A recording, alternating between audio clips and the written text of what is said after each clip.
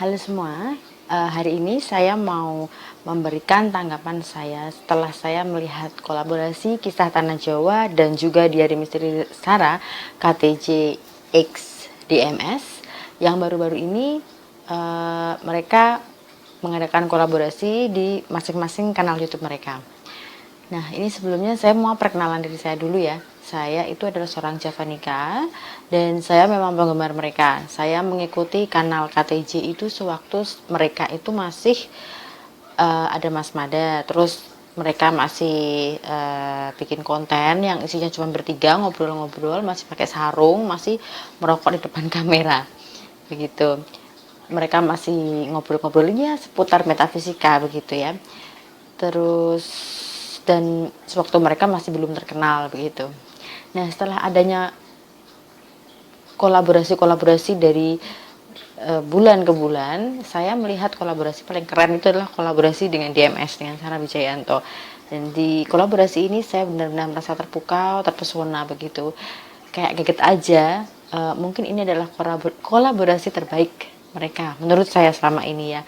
Ini opini saya loh ya. Jadi saya ini adalah salah satu dari berjuta-juta fans ya, dari berjuta-juta Javanika di luar sana.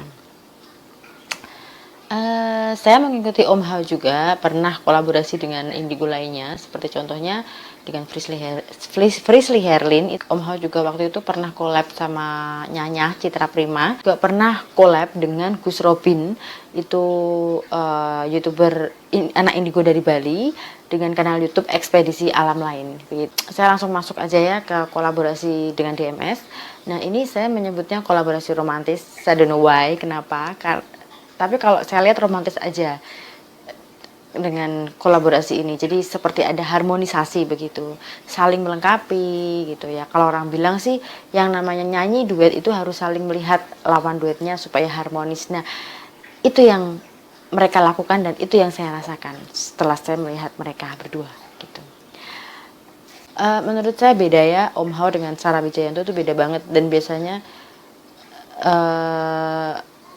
mereka sama-sama indigo tapi mereka beda banget begitu ya. Nah, ini dilihat dari cara mereka waktu kemasukan gitu, waktu kerasukan. Nah, Om Hao itu nggak bisa kontrol diri, memang ya seperti itu, jarang, tapi dia jarang kesurupan. Begitu sekali kesurupan dia itu kayak lepas kontrol, lari begitu ya. Lalu susah sih nahannya sih ya, secara badannya Om tuh kan gendut kan, dia gede, jadi susah nahannya. Kalau Sarah mah kalau kemasukan itu perubahan mukanya udah kelihatan gitu kan.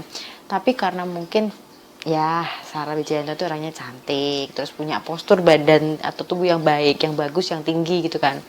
Jadi ya mungkin ini menjadi satu nilai plus begitu ya untuk DMS ya. Jadi maaf banget ini koreksi ya kalau saya salah ya, maaf loh untuk Saradik, tapi memang asli deh, Sarah Wijayanto memang cantik, cantik banget ya.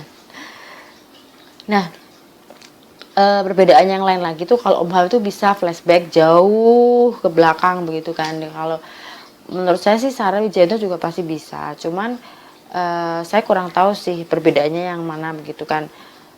Karena saya bukan anak indigo jadi saya nggak tahu auranya mereka bagaimana dan sejauh apa mereka bisa menelusuri begitu. Oke, nah DMS dan KTJ ini pas banget sih di kolaborasi kali ini. Mereka memilih tempat penelusuran di sebuah bangunan bekas bank ya di Yogyakarta, di Jogja Istimewa yang sudah terbengkalai selama lebih dari 20 tahun. Dan kata Om Hao grade-nya itu sudah gold begitu ya. Nah, waktu pertama masuk itu, waktu pembahasan itu pertama adalah arca Gupala yang ada di depan gedung. Nah, di sini mukanya Sarah Wijayanto udah beda, udah kelihatan banget gitu. Nah, sejenak mereka juga membahas yang ditanam, yang dipasang di atas meja itu. Kayak tertata rapi gitu kan, kecil-kecil gitu orangnya katanya, dan dengan sengaja memang dipasang di situ. Nah, waktu pertama kali masuk ke gedung, serangan pertama sudah mulai kelihatan, yaitu audio Sarah Wijayanto itu mengalami gangguan gitu. Terus muka Om Hao sudah berubah.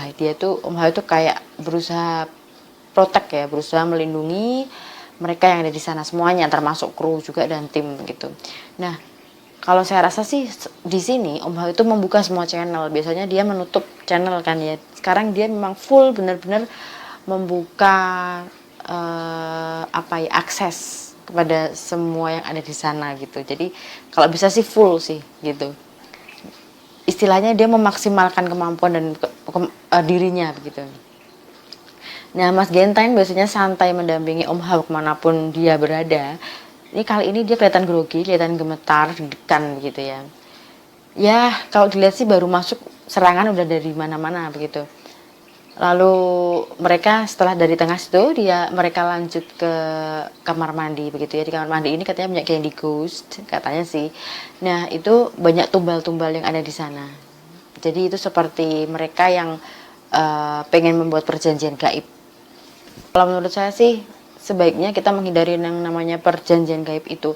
Kalau seandainya kita tidak bisa membayar apa yang sudah kita janjikan dengan mereka, mereka tuh udah kayak debt collector. Di situ juga ada debt collectornya. Mereka akan mencari-cari orang tersebut dan mengambil nyawa keluarga yang disayanginya. Dan kuncinya di sini nih.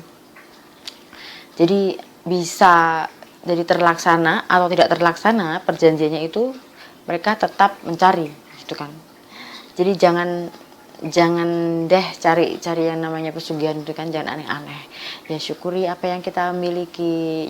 Kalau pengen punya uang ya bekerja, berkreativitas gitu kan. Banyak kok caranya kok, dan nggak bisa yang namanya kaya itu instan.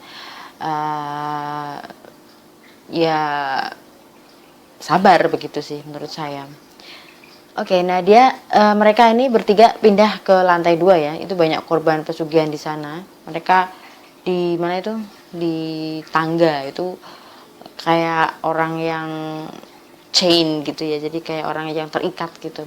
Itu korban-korban pesugihan di sana. Jadi kalau mati mereka nggak ke surga, nggak ke neraka, tapi mereka memang terombang-ambing gitu. Om Ha mulai, dan di sana dia mulai kerasukan, menjelaskan sambil kerasukan. Nah, tapi itu kayaknya dia juga kasih nasihat gitu juga sih, jangan sampai jadi budak setan gitu. Dan yang terpenting di sini katanya rezeki itu datangnya dari Tuhan, gitu aja. Kita lanjut ke part yang kedua.